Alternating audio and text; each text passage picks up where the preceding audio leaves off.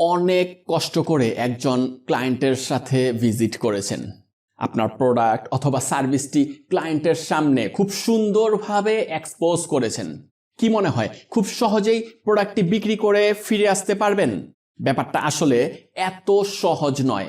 যদি প্রোডাক্টটি অনেক ভালো কোয়ালিটি এবং প্রাইসটা যথেষ্ট সহজলভ্য হয়ে থাকে, পাশাপাশি প্রোডাক্টটি যদি কাস্টমারের প্রয়োজন হয়ে থাকে, তখনই সেল করা পসিবল। আর নয়তো 100 জনের মধ্যে 95 জনই প্রোডাক্টটি ইগনোর করবে। আসসালামু আলাইকুম, আপনাদের সবাইকে স্বাগতম। আমি মোহাম্মদ রাশেদুল হক। আজকে আলোচনার বিষয় হচ্ছে রেফারেল এন্ট্রি। রেফারেল মানে হচ্ছে সুপারিশ, আর রেফারেল এন্ট্রি হচ্ছে সুপারিশ নিয়ে কারো সাথে সাক্ষাৎ করা। যারা আপনার থেকে প্রোডাক্ট কেনাকাটা করবে অথবা আপনার স্যাটিসফাইড কাস্টমার, তারা যে রেফারেল এন্ট্রিগুলো দিবে সেগুলো অনেক বেশি টার্গেটেড হবে। কারণ স্যাটিসফাইড কাস্টমার হচ্ছে চলন্ত একটা অ্যাডভার্টাইজমেন্ট। স্যাটিসফাইড কাস্টমার কখনো কখনো নিজেই ফোন করে বলে দেবে, আরে দোস্ত, ওকে আমি পাঠিয়েছি, নিয়ে নে, অনেক ভালো প্রোডাক্ট। এ তো গেল সেই সমস্ত কাস্টমারের হিসাব যারা কেনাকাটা করবে অথবা স্যাটিসফাইড কাস্টমার। কিন্তু যে সমস্ত কাস্টমার প্রোডাক্টটাকে ইগনোর করবে, তাদের সাথে কিভাবে ডিল করবেন, কিভাবে আগে বাড়বেন? কাস্টমার প্রোডাক্টটি ইগনোর করতেই পারে। আপনি তার কথায় পজিটিভ রেসপন্স দিন, তার সাথে কানেক্ট হওয়ার চেষ্টা করুন। মানে তার কথায় হাতে হা এবং তার নাতে না বলা শুরু করুন। তার সাথে রিলেশনশিপ বিল্ড আপ করার চেষ্টা করুন।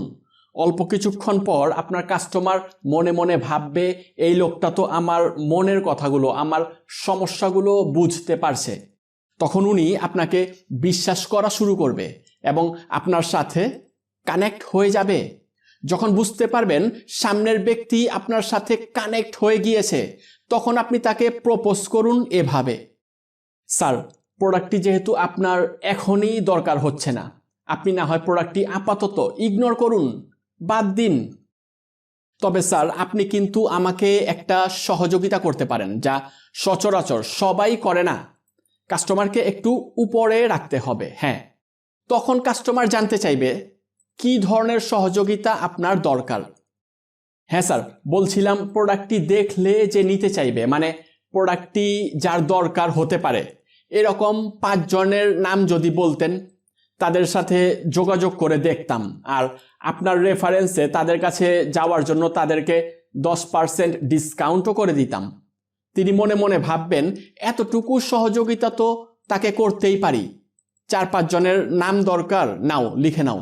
সাথে সাথে আপনি তাদের নাম, ঠিকানা, ফোন নাম্বার সহ আপনার দরকারি ডিটেইল নোট করে রাখুন। পরবর্তীতে যখন তাদের সাথে যোগাযোগ করবেন, তখন রেফারেন্সটা তুলে ধরুন, কার মাধ্যমে আপনি তার সাথে যোগাযোগ করতে এসেছেন।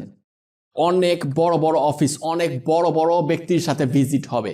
রেফারেন্স ছাড়া যে সমস্ত জায়গাগুলোতে পৌঁছানো পসিবল ছিল না, তাদের সাথে যখন আপনি কথা বলতে বসবেন, যখন বলবেন আপনার বন্ধু ফারুক সাহেব, আপনার বন্ধু ফয়সাল সাহেব আমাকে পাঠিয়েছেন, তখন তারা আপনার কথা শুনতে ইন্টারেস্ট হবেন। এটা অনেক বড় একটা অ্যাডভান্টেজ।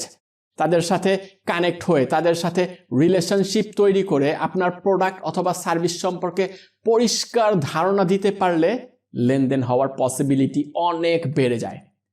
আপনি যখন কারোর সাথে দেখা করতে যাচ্ছেন তার বন্ধুর নাম নিয়ে, তখন সেখানে কোনো বাধা থাকে না, বরঞ্চ সেখানে কিছুটা নৈকট্য পাওয়া যায়, পাশাপাশি আপনার বিশ্বাসও অনেক বেড়ে যায়।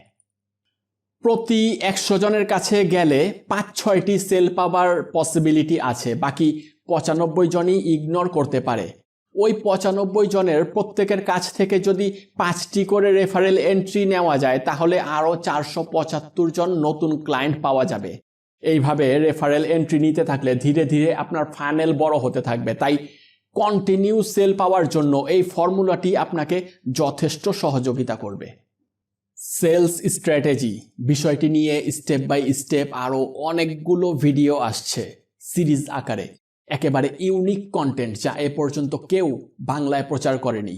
অনেক গুরুত্বপূর্ণ তথ্য আপনার ব্যবসায় সেলস বাড়ানোর জন্য, সেলস টিমকে শক্তিশালী করার জন্য, আমাদের দেশের সেলিং প্রসেসটাকে সহজ করার জন্য প্রিমিয়াম কন্টেন্ট ফ্রিতে শেয়ার করে যাচ্ছি, যা আপনার ব্যবসাতে ইমপ্রুভমেন্ট নিয়ে আসতে আপনাকে পুরোপুরি সহযোগিতা করবে। তাই দোয়া করবেন এবং সাথেই থাকবেন। আর ভিডিওটি ভালো লাগলে অবশ্যই একটি লাইক এবং শেয়ার দিয়ে যাবেন। ইনশাআল্লাহ আবার দেখা হচ্ছে পরবর্তী ভিডিওতে। আপনার অতি মূল্যবান সময় দেওয়ার জন্য আপনাকে অসংখ্য ধন্যবাদ। জাজাকাল্লাহ খায়রান।